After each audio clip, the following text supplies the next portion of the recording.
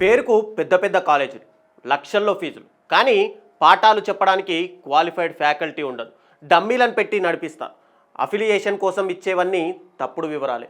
కనీసం మాక్ వర్చువల్ టూర్కు కావాల్సిన internet connection కూడా ఉండదు. కానీ ఏకంగా డీమ్డ్ వర్సిటీ కోసం మాత్రం దరఖాస్తు చేస్తారు.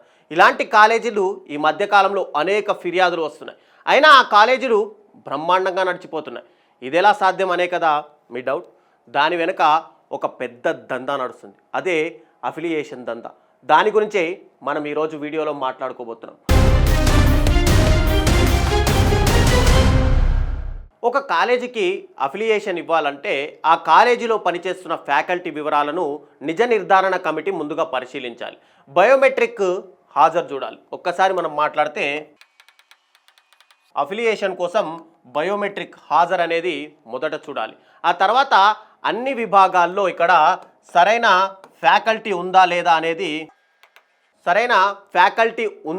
లేదా అనేది కూడా ఖచ్చితంగా తనిఖీ చేయాలి. ఒకవేళ అనుమానం ఉంటే కనుక నెలవారీగా ఫ్యాకల్టీ యొక్క బయోమెట్రిక్ హాజరు కూడా ఇక్కడ తనిఖీ చేయాల్సి ఉంటుంది. ఇక శాలరీ స్టేట్మెంట్స్ను కూడా పరిశీలించాలి. కాలేజీలో సరిపడా వసతులు ఉన్నాయా లేవా, ఉంటే అవి ఎలా పనిచేస్తున్నాయి. మరోవైపు ల్యాబ్లో పరికరాలు ఉన్నాయా, ఉంటే అవి పనిచేస్తున్నాయా. నిబంధన ప్రకారం కాలేజీలో అన్ని వసతులు ఉన్నాయా. క్లాస్ రూమ్స్ సరిగ్గా ఉన్నాయా, అన్ని కోర్సులకు ఇక్కడ ల్యాబ్స్ ఉన్నాయా, లేదా అలాగే కోర్సులకు అనుగుణంగా టీచింగ్ స్టాఫ్ ఉందా అనే కోణంలో ఇక్కడ పరిశీలించి ఒక రిపోర్ట్ ఇవ్వాలి. నిజంగానే ఇప్పుడున్న కాలేజీల్లో నిబంధనలకు అనుగుణంగా ఇవన్నీ ఉన్నాయా అంటే ఖచ్చితంగా లేవనే చెప్పాలి. కానీ వాటికి అఫిలియేషన్ సర్టిఫికేట్ మాత్రం ఇస్తున్నారు. అది ఎలా వస్తుంది అంటే ఇక్కడే ఒక పెద్ద దందా జరుగుతుంది. రాష్ట్రంలోని ఇంజనీరింగ్ కాలేజీలకు అఫిలియేషన్ ఇచ్చే విషయంలో జేఎన్టీయూలోని కొందరు అధికారులు పెద్ద ఎత్తున వసూళ్లు చేస్తున్నట్టు ఇక్కడ ప్రచారం జరుగుతుంది. ఒక్కో కాలేజీ నుంచి సగటున 10 లక్షల రూపాయలు ఇక్కడ డిమాండ్ చేస్తున్నట్టుగా ముందుగా మనకు టాక్ కూడా వినిపిస్తుంది. ఈ వ్యవహారంలో ప్రతి ఏటా జరిగే తంతు అనేది బహిరంగ రహస్యమే. కానీ ఈసారి మాత్రం గతంలో కన్నా ఎక్కువ మొత్తంలో వసూలు చేస్తున్నట్టు తెలుస్తుంది. ఎడ్యుకేషన్ డిపార్ట్మెంట్లోని కీలక అధికారుల పేర్లు చెప్పు మరీ ఇక్కడ వసూలు చేస్తున్నట్టు సెక్రటరేట్లోనే జోరుగా చర్చ కూడా నడుస్తుంది. అఫిలియేషన్ ఇచ్చేందుకు యూనివర్సిటీ కొందరు ప్రొఫెసర్లు అధికారులతో కలిసి ఓ కమిటీ ఏర్పాటు చేస్తుంది. అయితే ఆ కమిటీ అనేది ప్రతి కాలేజీకి వెళ్ళి ఇక్కడ ఫిజికల్గా వెరిఫికేషన్ చేయాలి. నిబంధనల ప్రకారం కాలేజీలో అన్ని వసతులు ఉన్నాయా లేదా అనేది పరిశీలించి ఇక్కడ ఒక రిపోర్ట్ ఇవ్వాల్సి ఉంటుంది. యూనివర్సిటీకి చెందిన ఫీజు రెగ్యులేటరీ కమిటీ కాలేజీలకు ఇక్కడ అఫిలియేషన్ అనేది ఇస్తుంది. కానీ జరుగుతుంది మాత్రం వేరే. కమిటీ మాత్రం అక్కడికి వెళ్తుంది, తూతూ మంత్రంగా తనిఖీలు చేసి అన్ని రూల్స్ పర్ఫెక్ట్గా ఉన్నాయి అన్నట్టుగా రిపోర్టులు ఇస్తుంది అనేది ఒక విమర్శ కూడా వినిపిస్తుంది. కాలేజీలు ఇచ్చేటువంటి అతిథి మర్యాదలు కానీ మామూళ్ళ కోసం కానీ ఆశపడి అఫిలియేషన్ కమిటీలో మెంబర్లు కావడానికి అధికారులు ప్రొఫెసర్లు ఇక్కడ పోటీలు పడుతుంటారు అనే కూడా ఒక విమర్శ బయటికి వినిపిస్తుంది. జేఎన్2 పరిధిలో 140 ఇంజనీరింగ్ కాలేజీలు ఉన్నాయి. ఇక్కడ 140 ఇంజనీరింగ్ కాలేజీలు ఉంటే ఇవి ప్రతి అకాడమిక్ ఇయర్ ప్రారంభంలో వర్సిటీ నుంచి అఫిలియేషన్ సర్టిఫికేట్ అనేది ఖచ్చితంగా తీసుకోవాలి. అప్పుడు ఆ కాలేజీలకు ఇక్కడ కౌన్సిలింగ్ ద్వారా స్టూడెంట్ అడ్మిషన్లు తీసుకోవడానికి ఒక అవకాశం అయితే ఉంటుంది. ఆయా కాలేజీల్లో డిగ్రీ పూర్తి చేసిన స్టూడెంట్స్కి ఇక్కడ వర్సిటీ అనేది ఒక సర్టిఫికేట్ ఇస్తుంది. అయితే అఫిలియేషన్ ఇచ్చేందుకు కాలేజీ స్థాయిని బట్టి ఇక్కడ ఒక్కో కాలేజీకి ఒక్కో రేటు ఫిక్స్ చేసి ఇక్కడ పకడ్బందీగా వసూలు చేస్తున్నారు అని ఒక విమర్శ వినిపిస్తుంది.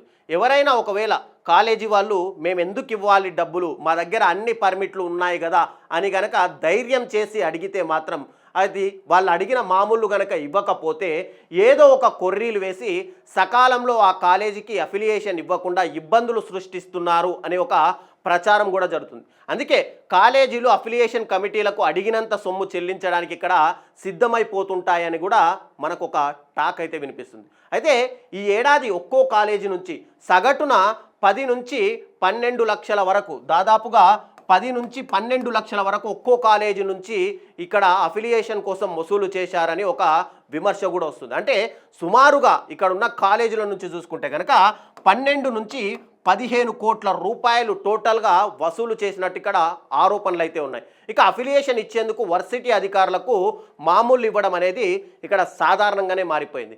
ఈ అంశంపై అటు వర్సిటీలో ఇటు కాలేజీల్లో అందరూ కూడా పబ్లిక్గానే మాట్లాడుకుంటారు. కానీ ఈ దందా కొత్తదేమి కాదు, చాలా ఏండ్లుగా నడుస్తున్నటువంటి బిజినెస్. ఇది అందరికీ తెలిసిన విషయం అంటూ కూడా ఎడ్యుకేషన్ డిపార్ట్మెంట్లోని చాలా వర్గాలు కూడా ఇక్కడ సింపుల్గానే కామెంట్ చేస్తుంటాయి.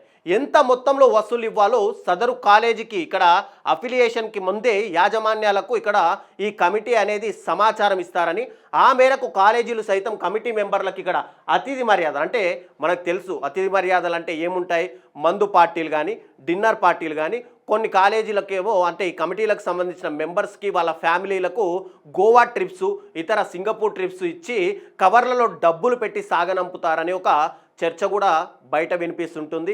ఇది కామన్గా మనందరికీ తెలిసిన విషయమే.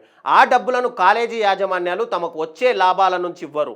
ఇక్కడ మనం గుర్తుపెట్టుకోవాలి, కాలేజీలు కూడా ఇంతగా కమిటీలకు డబ్బులు ఇస్తున్నాయి అంటే మనం కూడా అయ్యో అఫిలియేషన్ కోసం కాలేజీలు ఇంత కష్టపడుతున్నాయని కూడా మనం అనుకోవచ్చు. అయితే ఆ డబ్బులను ఇక్కడ కాలేజీ యాజమాన్యాలు తమకు వచ్చే లాభాల నుంచి ఇవ్వరు, స్టూడెంట్స్ నుంచి మిస్లీనియస్ ఫీజు రూపంలో రికవరీ చేసుకుంటారు అని కూడా ఆరోపణలు అయితే ఉన్నాయి. ఇది ప్రతి ఏటా జరిగే వసూళ్ల దందాలో ఎడ్యుకేషన్ డిపార్ట్మెంట్లోని కీలక అధికారుల యొక్క మద్దతు ఉంటుందని, అందుకే ఈ విషయంలో వాళ్ళు కూడా చూసి చూడనట్లు ఉంటారు అనే ఒక విమర్శ కూడా వినిపిస్తుంది.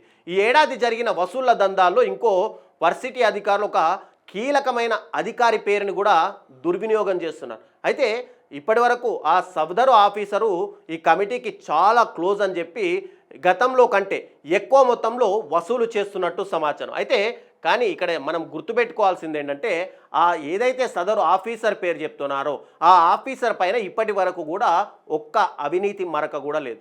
అలాంటి ఆఫీసర్ పేరును అడ్డం పెట్టుకొని మరి ఈ దంద చేశారు అని కూడా సచివాలయంలో జోరుగా ఒక చర్చ అయితే సాగుతుంది. అంటే మనం కాలేజీలకు మన పిల్లల కోసం ఇస్తున్నటువంటి ఏదైతే మిస్లీనియస్కి సంబంధించిన ఫీజును ఇక్కడ కాలేజీలు కమిటీలకు ఇచ్చి, కమిటీలేమో అఫిలియేషన్ కోసం ఈ కోట్ల రూపాయల దందా ప్రతి సంవత్సరం నడుస్తూనే ఉంది.